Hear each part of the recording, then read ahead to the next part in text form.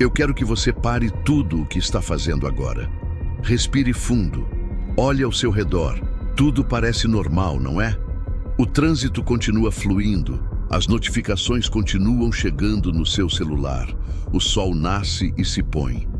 A normalidade é uma manta quente e confortável que nos colocam sobre os ombros desde o dia em que nascemos. Mas e se eu te dissesse que essa manta está prestes a ser arrancada? E se eu te dissesse que a realidade, essa estrutura sólida em que pisamos todos os dias, é muito mais frágil do que nos permitem acreditar? Existe uma linha, um eixo vertical invisível que atravessa o nosso planeta, conectando o ponto mais alto e distante do cosmos ao ponto mais profundo e obscuro dos nossos oceanos. Nós passamos o último século olhando para o horizonte, preocupados com guerras, fronteiras e economia.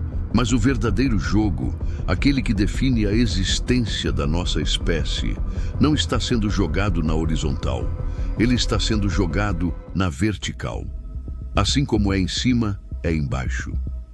Essa frase hermética nunca foi tão literal e tão aterrorizante quanto é hoje, neste exato momento. O que nós vamos explorar nos próximos minutos não é uma teoria segura. Não é algo que você vai ver no Discovery Channel ou ler em uma revista científica popular. O que eu vou te apresentar é uma coleção de dados proibidos, de coincidências estatisticamente impossíveis e de silenciamentos sistemáticos que apontam para uma única e devastadora conclusão. A Terra está prestes a passar por um protocolo de iniciação. E os dois protagonistas desse evento cataclísmico são o recém-descoberto cometa interestelar 3I Atlas, que rasga o céu em nossa direção, e a Fossa das Marianas, a cicatriz mais profunda da crosta terrestre, que aguarda em silêncio no fundo do Pacífico. A NASA chama de anomalia, o Pentágono chama de questão de segurança nacional. Eu chamo de o despertar. Se você sente, lá no fundo do seu estômago, aquela ansiedade inexplicável que tem permeado o mundo nos últimos meses, aquela sensação de que algo está fora do lugar, você precisa assistir a isto até o fim. Porque o que você está sentindo não é medo, é instinto. Mas antes de descermos juntos para o abismo, eu preciso de um compromisso seu. O algoritmo das redes sociais é programado para suprimir esse tipo de informação. Eles rotulam como desinformação, conteúdo não verificado, ou simplesmente enterram o vídeo para que ninguém veja. A única arma que temos contra essa censura digital é a nossa união. Então, por favor, esmague o botão de like agora. Não deixe para depois. Ao curtir, você diz ao sistema que quer saber a verdade. E se você ainda não faz parte da nossa resistência, inscreva-se no canal e ative todas as notificações. O que vamos discutir hoje pode mudar a forma como você olha para o céu e para o mar para sempre. Vamos começar. Para compreender a magnitude do que está acontecendo, precisamos voltar no tempo e analisar o padrão. A humanidade sofre de amnésia crônica. Esquecemos rápido, mas o universo não esquece. A história oficial, a versão higienizada que nos contam, diz que o objeto C2025N1, popularmente conhecido como Cometa Atlas, é apenas mais uma bola de neve suja vagando pelo espaço. Eles dizem que ele veio de outro sistema estelar, foi capturado pela gravidade do Sol e agora está fazendo sua curva para ir embora. Eles o classificam como o terceiro objeto interestelar, depois do estranho Oumuamua, em 2017, e do cometa Borisov, em 2019. 3I significa apenas terceiro interestelar. Simples, burocrático e inofensivo. Mas se você cavar fundo nos relatórios de espectrometria, que foram acidentalmente vazados e depois apagados de servidores universitários no Chile e no Havaí, você verá que a sigla 3I, em documentos internos de agências de inteligência, não se refere a uma contagem numérica. Ela se refere a um processo operacional: implantação, incubação, iniciação. Vamos dissecar isso com calma. O Oumuamua, o MII. Lembra-se dele? Aquele objeto alongado, metálico, avermelhado, que girava de forma caótica e que inexplicavelmente acelerou ao se afastar do Sol sem ter cauda de cometa? A comunidade científica entrou em colapso tentando explicar aquilo. Hidrogênio sólido? Nitrogênio? Nenhuma teoria colava. Na perspectiva do protocolo, o Oumuamua não era uma rocha. Era a sonda de implantação. Ele entrou no sistema, fez uma varredura topográfica completa da Terra, mapeou nossos oceanos, nossa atmosfera, nossa tecnologia e enviou o pacote de dados para algum lugar. Ele foi o batedor, o olheiro. Depois veio o Borisov, o 2i, a incubação. Ele trouxe poeira, trouxe química, ele testou a reatividade da nossa heliosfera. E agora temos o Atlas. O Atlas é diferente. Ele é maior, ele é mais brilhante. E a trajetória dele não é de passagem, é de interação. O Atlas é a iniciação. Mas a iniciação de quê? É aqui que a maioria dos canais de mistério para. Eles dizem, são alienígenas vindo nos visitar.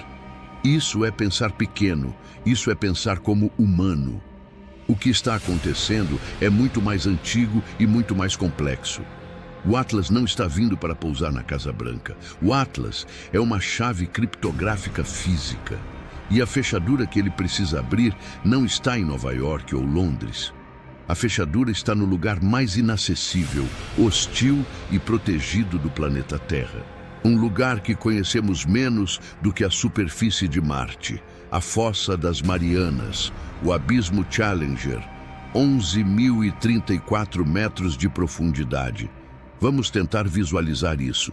Se você pegasse o Monte Everest e o virasse de cabeça para baixo dentro da fossa, ainda sobrariam mais de 2 quilômetros de água acima do pico.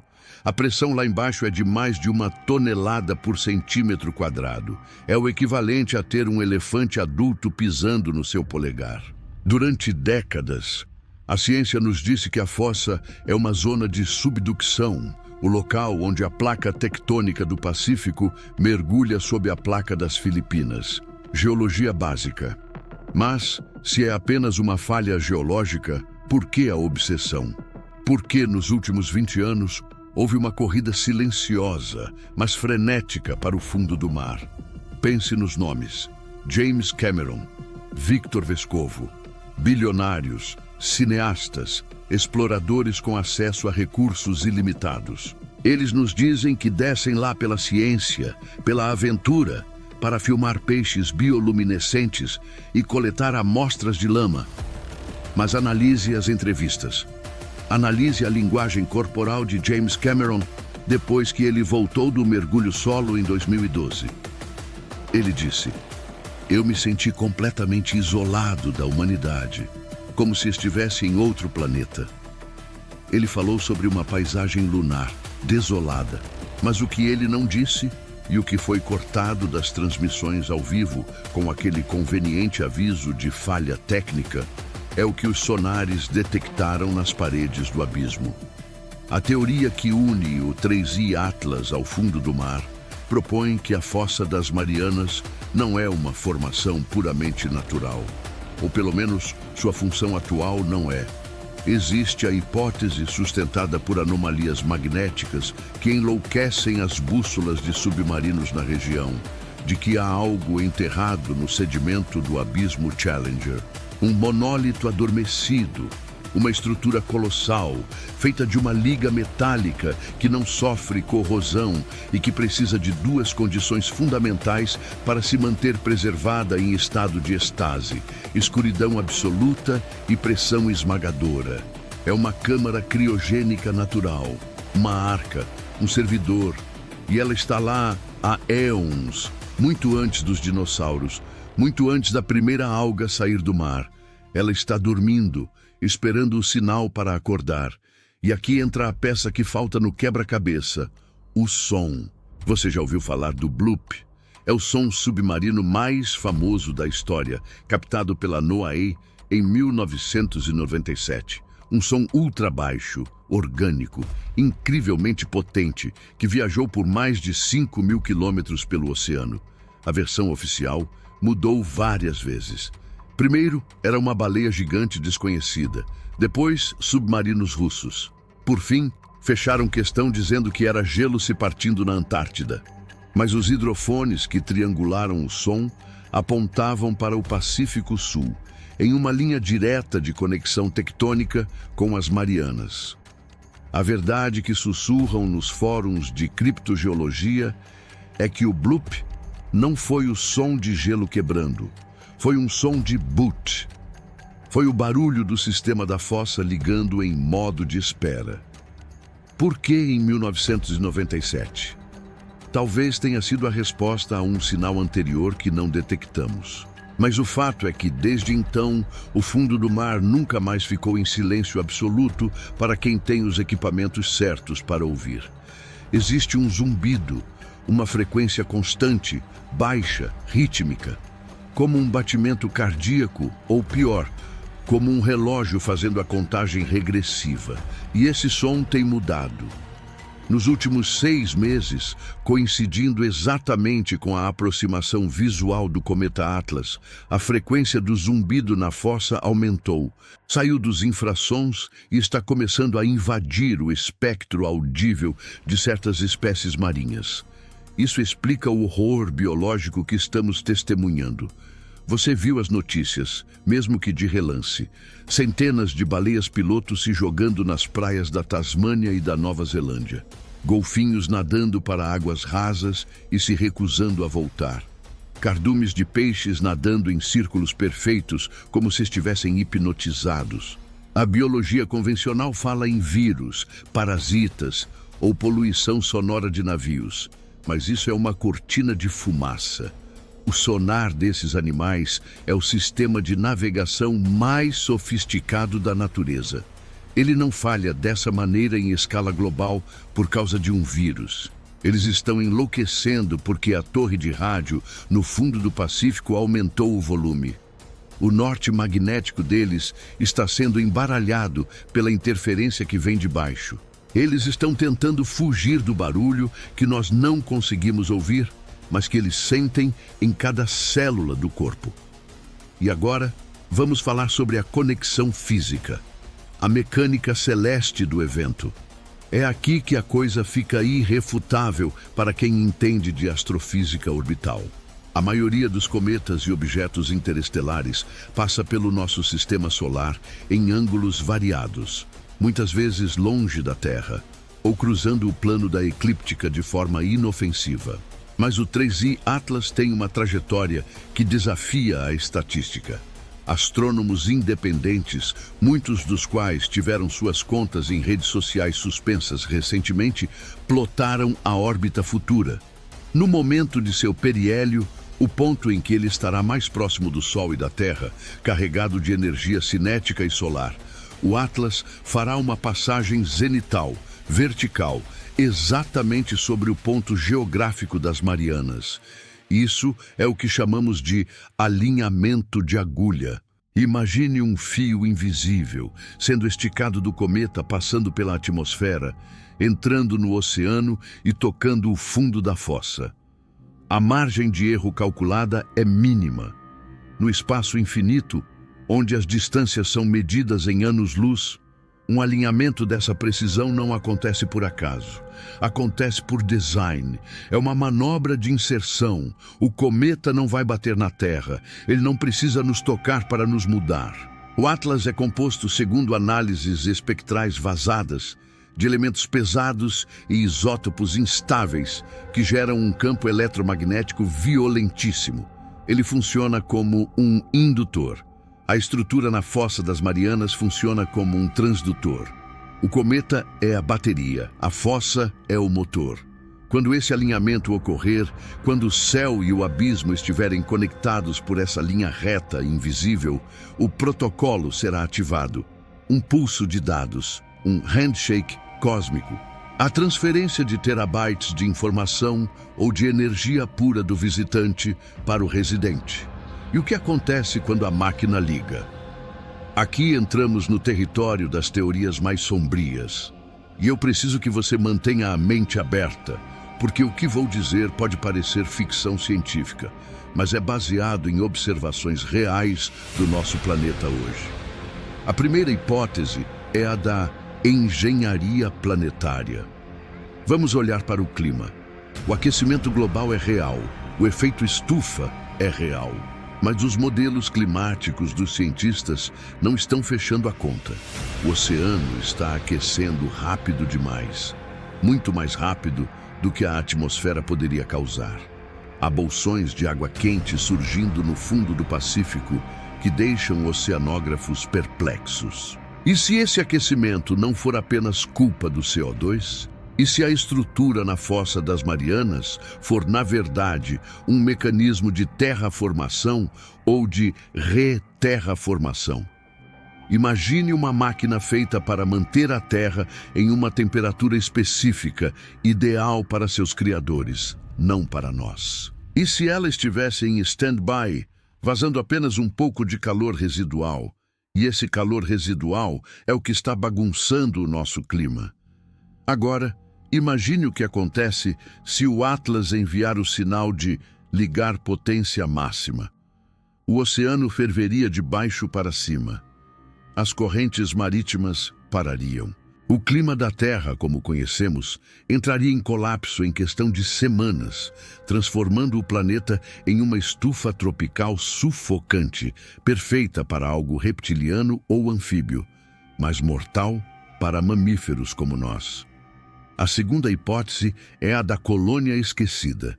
Textos antigos, sânscritos, sumérios e até lendas polinésias falam de deuses que vieram das estrelas e se esconderam no mar. O mito de Oanes, o homem-peixe da Babilônia. As histórias de Mu e Lemúria. E se a fossa não for uma tumba, mas um berço? E se o que está lá embaixo são os adormecidos? Seres ou inteligências artificiais biológicas que ficaram para trás para monitorar o experimento humano, aguardando o retorno dos mestres. O sinal do 3I Atlas seria o despertador. A missão acabou. É hora de emergir. Isso explicaria a paranoia militar atual. Você acha que é coincidência que exatamente agora, enquanto o cometa se aproxima, a tensão entre China e Estados Unidos no Mar do Sul da China e no Pacífico esteja no auge? Eles nos vendem a narrativa de disputa comercial, de Taiwan, de ilhas artificiais. Mas olhe para onde os navios estão indo. Frotas de submarinos nucleares, porta-aviões, navios de vigilância eletrônica, todos convergindo para a área ao redor das Marianas e de Guam. Eles não estão lá para brigar entre si. Eles criaram um cordão de isolamento, uma quarentena, a Operação Abyssal Guard, como alguns vazamentos sugerem. Eles sabem que algo vai acontecer. Eles estão apontando seus sonares e torpedos para baixo, não para o horizonte. Eles estão com medo do que vai subir. Há relatos não confirmados de marinheiros a bordo do USS Ronald Reagan e de submarinos da classe Jin chineses que falam sobre luzes. Não luzes difusas, mas objetos sólidos, luminosos, formas geométricas perfeitas que se movem a velocidades impossíveis debaixo d'água, os chamados OSNIs, objetos submarinos não identificados. Eles viajam a 300, 400 nós, sem criar cavitação, sem fazer barulho, desafiando a física da hidrodinâmica. Antes eles eram raros, agora são avistados diariamente. São os drones de manutenção da estrutura? São sentinelas verificando se o caminho está livre para a ascensão? Ou são eles que estão guiando o cometa? E não podemos ignorar o aspecto humano direto. O que isso faz com a nossa mente? Físicos dissidentes falam sobre a ressonância de Hades. O cérebro humano opera em frequências elétricas, ondas alfa, beta, teta. Se você altera o campo magnético da Terra, se você introduz uma vibração de fundo massiva vinda do oceano, você interfere na consciência humana. Estamos vendo uma epidemia global de insônia, ansiedade, uma sensação de presságio iminente.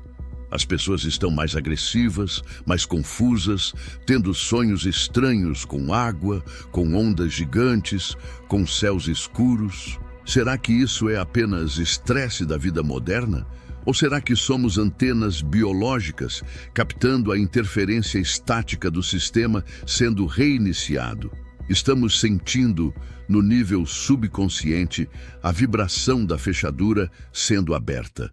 Vamos falar sobre o Dr. Aris Thorne. Esse nome foi apagado da internet superficial, mas quem navega nas profundezas da web conhece a história. Thorne era um geofísico brilhante, especialista em acústica de profundidade.